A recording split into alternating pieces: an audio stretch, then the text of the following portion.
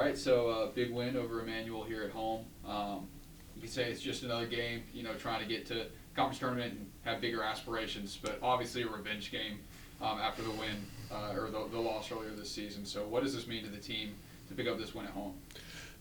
I was proud of our guys. I mean, they've circled this one on the calendar, and sometimes when you have games like this, when you're very passionate about, quote unquote revenge, is you overlook, games before it. But I thought our guys were ready for this one, and I thought Emmanuel came out really well. I mean, they threw the hardest punch we've probably been hit all year in the first half, and came out firing. And our guys took the punch, and then I thought kind of instead of trying to make home run plays, kind of chipped away at their lead, and then went into halftime with a slight lead, and then came out. I thought we came out second half and really set the tone early of how we want the ball to be played in the second half as far as our team.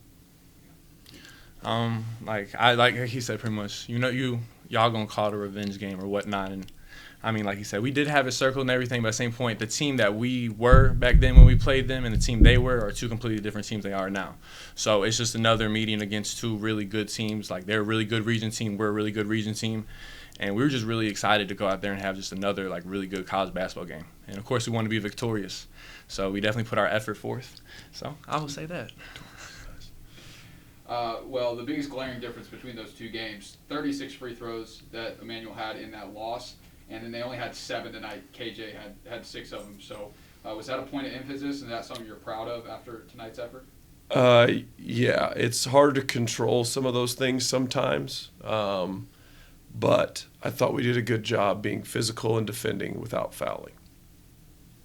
Yeah, and then Trenton's effort tonight, obviously very impressive, getting it done on the defensive end and then creating points on the offensive end. So talk about his effort and what that meant to the team as a whole.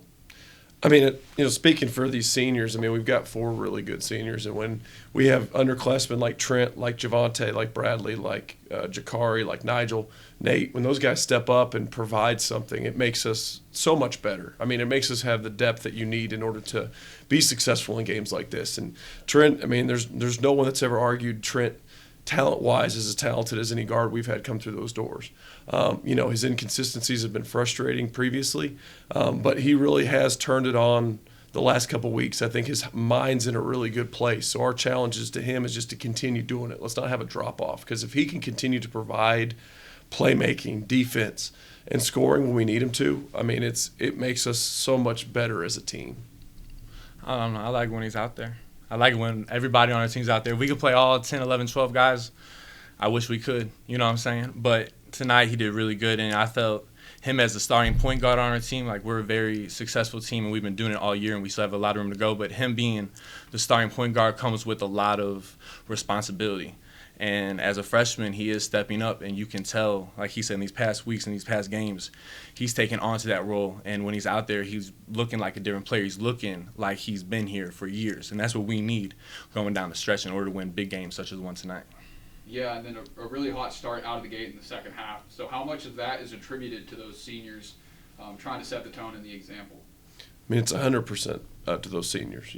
I think we've had really good starts the second half this year after, different situations, not always because we're down or we're up. I mean, the more these guys are able to take whatever set at halftime or whatever adjustments we make or emphasis that we put on different parts of the game, and then they can really adhere that whenever we start the second half, I think it kind of relaxes the rest of the team, especially when that first 4 minutes these guys come out there and really execute what the game plan is. And then whenever we do sub, I think it puts a little bit of relaxation those guys coming off the bench, because they know these seniors, these starters, have really set the tone early. So, and they've done a great job of that this season. I hope we can continue to be better in the first half, but also continue to do that in the second half. I agree with what he said about the first half, but with us being seniors, our 4 seniors are our 4 captains too at the same point. So we have the ability, aside from the coaching staff, just from a player perspective, to show them and lead by example and go out there with the energy, go out there and let them know what our objectives are during the game. Like we will go up, we'll go down and everything, but we're the ones who are the older. We've been through this. We got to kind of keep that midline and withstand the runs, withstand what's going to happen. And we're in that position because the coaches trust us, our players trust us, and we all work as one big unit. All right, that's all I got. Thanks, guys. Thank you. Congratulations.